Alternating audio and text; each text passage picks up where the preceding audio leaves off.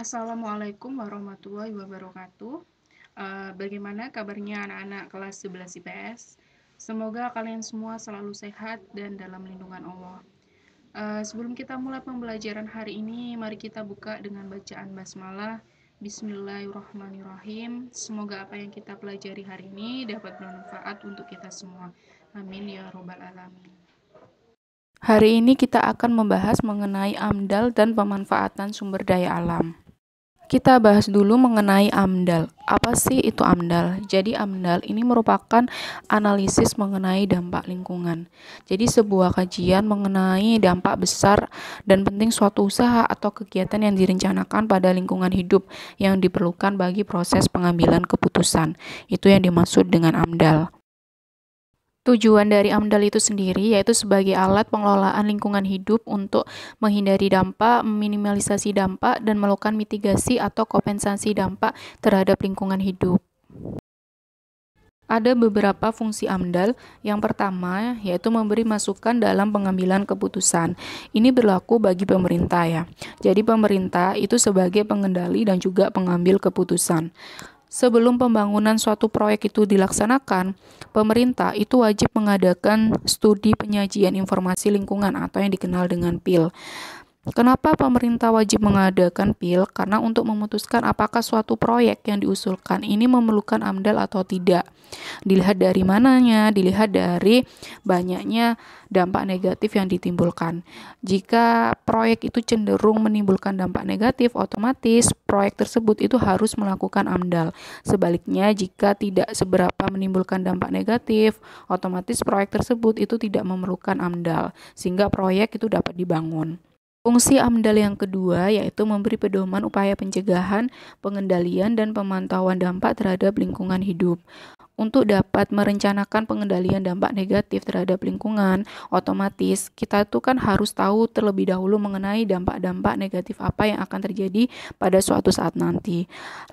Kita itu memerlukan yang namanya perkiraan dampak lingkungan.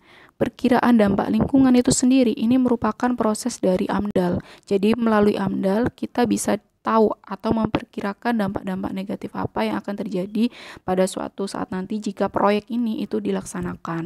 Fungsi AMDAL yang ketiga yaitu memberikan informasi dan data bagi perencanaan pembangunan suatu wilayah mengenai tentang lingkungan yang sedang diteliti, kemudian proyek yang sedang dibangun, dan juga gambaran tentang kondisi lingkungan yang akan datang setelah proyek itu selesai dilaksanakan. Manfaat AMDAL itu sendiri, yang pertama itu mengetahui sejak awal mengenai dampak positif dan negatif akibat kegiatan proyek. Otomatis nanti pemerintah itu bisa dapat melakukan pengendalian terhadap dampak negatif yang akan ditimbulkan. Manfaat yang kedua yaitu menjamin aspek keberlanjutan proyek pembangunan. Jadi tujuan dari proyek pembangunan itu sendiri itu bisa diwujudkan yaitu untuk kesejahteraan masyarakat tanpa merusak kualitas lingkungan hidup. Kemudian manfaat berikutnya yaitu menghemat penggunaan sumber daya alam.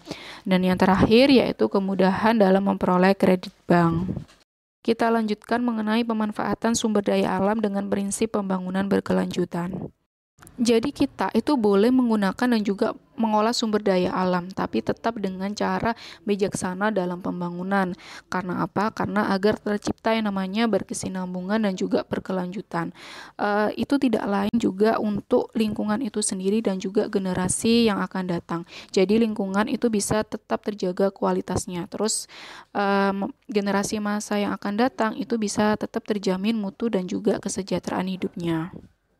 Pengelolaan sumber daya alam berkelanjutan ini berarti khusus untuk sumber daya alam yang tidak dapat diperbarui, karena sumber daya alam yang tidak dapat diperbarui ini termasuk tergolong sumber daya alam yang berkelanjutan, karena pada masanya atau pada periode tertentu sumber daya tersebut itu akan habis. Contohnya itu kan seperti mineral-mineral logam atau non-logam. Maksud dari pengelolaan sumber daya alam berkelanjutan yaitu pengelolaan sumber daya alam yang dapat menjamin terpenuhnya kebutuhan manusia atau penduduk saat ini tanpa mengurangi potensinya untuk memenuhi kebutuhan manusia di masa yang akan datang atau generasi yang akan datang.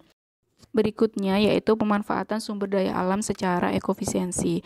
Dengan penggunaan prinsip ekofisiensi itu diharapkan mampu meminimalisir banyaknya bahan dan energi termanfaatkan yang terbuang percuma selama proses produksi. Ada beberapa hal pokok dalam pemanfaatan sumber daya alam berdasarkan prinsip ekofisiensi.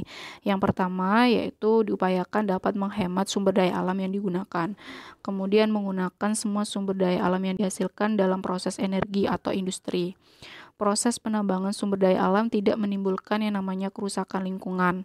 Terus sumber daya alam yang ditambang dapat digunakan dalam jangka waktu yang lama atau generasi yang akan datang. Yang terakhir yaitu proses penggunaan sumber daya alam itu tidak menimbulkan yang namanya entropi atau limbah. Prinsip ekofisiensi ini dapat digunakan dalam berbagai bidang. Yang pertama itu dapat digunakan untuk memenuhi kebutuhan energi, kemudian dalam proses industri, pemanfaatan lahan pertanian, air, dan juga pemanfaatan hutan. Ya, itu tadi materi yang Bu Nais sampaikan hari ini. Sampai ketemu minggu depan. Tetap selalu semangat dan jaga kesehatan. Bu Nais akhiri, wassalamualaikum warahmatullahi wabarakatuh.